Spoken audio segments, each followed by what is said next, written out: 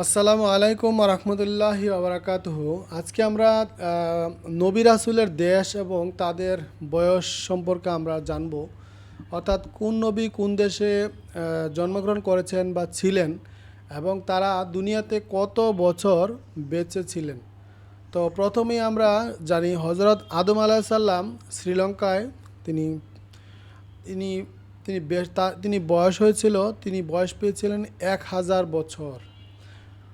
তারপর যে হজরত নূহ আলাইহিস সালাম, তিনি জর্ডানে তার দেশ ছিল, তিনি 950 বছর বেঁচে ছিলেন। তারপর যে হজরত শোয়েব আলাইহিস সালাম, তিনি সিরিয়ায় ছিলেন, তিনি 882 বছর তিনি হায়াত পেয়েছিলেন। তারপর যে হজরত সালেহ আলাইহিস সালাম, তিনি লেবাননে তার দেশ ছিল, তিনি 586 বছর তিনি হায়াত পেয়েছিলেন।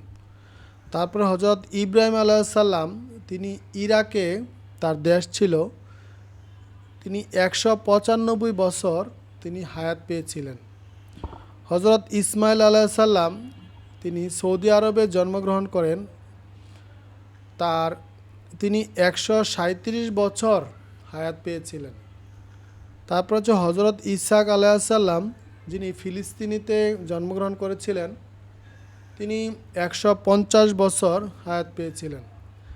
তারপর হচ্ছে হজরত ইয়াকুব আলাইহিস সালাম, তিনিও ফিলিস্তিনে জন্মগ্রহণ করেন, 129 বছর তিনি হায়াত পেয়েছিলেন।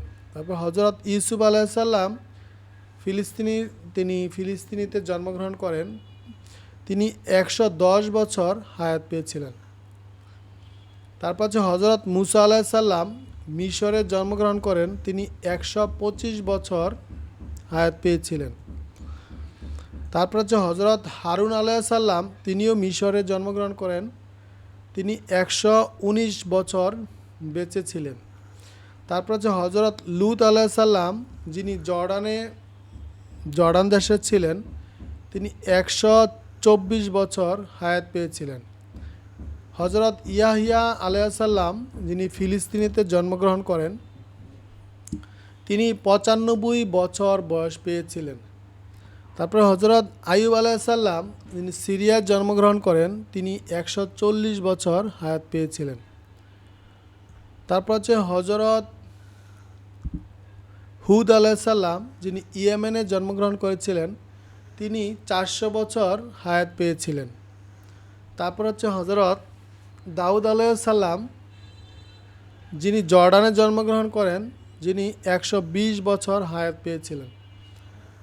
তারপর হচ্ছে হজরত সুলাইমান আলাইহিস সালাম, তিনিও জর্ডানে জন্মগ্রহণ করেন, তিনি 150 বছর হায়াত পেয়েছিলেন। তারপর হচ্ছে হজরত জাকারিয়া আলাইহিস সালাম, যিনি ফিলিস্তিনিতে জন্মগ্রহণ করেন, তিনি 207 বছর হায়াত পেয়েছিলেন। তারপর হচ্ছে হজরত ঈসা আলাইহিস সালাম, তিনিও ফিলিস্তিনিতে জন্মগ্রহণ করেন, তিনি 92 বছর হায়াত পেয়েছিলেন। তারপর হচ্ছে হজরত মুহাম্মদ সাল্লাল্লাহু আলাইহি সাল্লাম, যিনি সৌদি আরবে জন্মগ্রহণ করেন, তিনি 63 বছর হায়াত পেয়েছিলেন। তো এই ছিল নবী রাসূলদের তাদের দেশ এবং তারা কত বছর হায়াত পেয়েছিল তার একটি সংক্ষিপ্ত বিবরণী আপনাদের সামনে তুলে ধরা হয়েছে।